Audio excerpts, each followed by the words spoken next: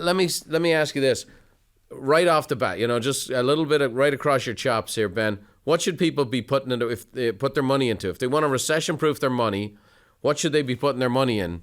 And again, I know it's broad and everybody's situation is different and their age and their level of risk tolerance and where they're coming from, but just broad brushing, where's the three places they should have their cash? Sure. So I think everyone needs to have, a system. And what we do, or what I tend to focus on when I interview people is you need to have a safe money strategy, you need to have a real estate strategy, and you need to have a stock strategy. And then I ask them what that is. And then how much are you putting into each bucket? So in fact, I just had this conversation with my daughter, who I started investing some of her money, and we went over what's been going on. And of course, what's working right now is funds or institutions that are buying tangible real estate in multifamily or single family. And in the last 10 years, institutions have had a huge increase in ownership of multifamily and single family. Yep. In fact, I've told you before, so Blackstone is a big company that I think they own almost as much real estate as the Catholic Church now. They're right there. They've been buying, I think they have a fund that owns 20,000 single family homes. It has 5,000 apartment complexes in the US. That's obviously been doing really well in inflationary environments, right? So if you get into, whether it's a smaller outfit or a bigger outfit like Blackstone or whatever it is, in an inflationary environment, the best hedge against inflation is rents.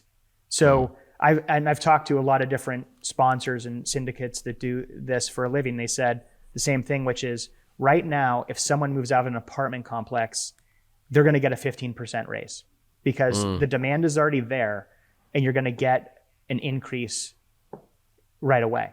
Yeah. So that's what's working today. And I think that, like I said before, the institutions buying more has put even the supply demand issues. It's been even more difficult for folks. I also think that multifamily apartments are very good in recessionary environments because people might put off buying a new home and they might rent for longer. So I think that's a good way to go. Well, sure. Down payments are harder to come by.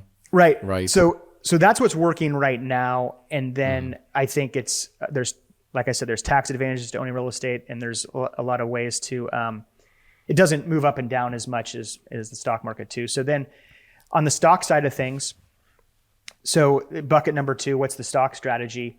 I really think that, you stick to buying broad-based index funds in good times and bad. So the broad-based index funds would be the small cap Vanguard, the mid cap Vanguard, S&P 500, and then the NASDAQ 100. So you're really, buying those at a discount for long-term money.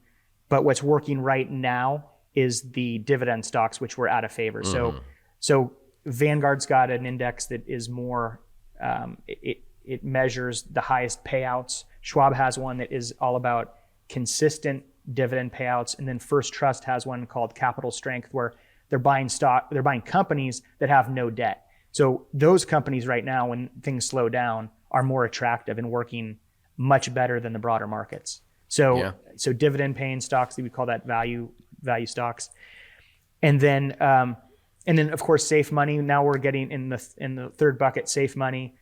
We're getting close to 3% now on 1 year maturities, which is great. Right. Money market's going to be probably 2% by the end of the year, which is a lot of it's in T-bills, so it's mostly guaranteed. But if you step out of the guaranteed and get into commercial paper, we're starting to get at least something on your money that's fairly safe. So, like I said before, I always just when people come to me, I ask them what their strategy is. I take a look at their net worth statement, and I make recommendations. And if they want to work with me, and it's a good fit, that's great. If not, that's okay too. But I always give people a couple hours of my time and tell them the main thing is you got to figure out how much you want in each bucket.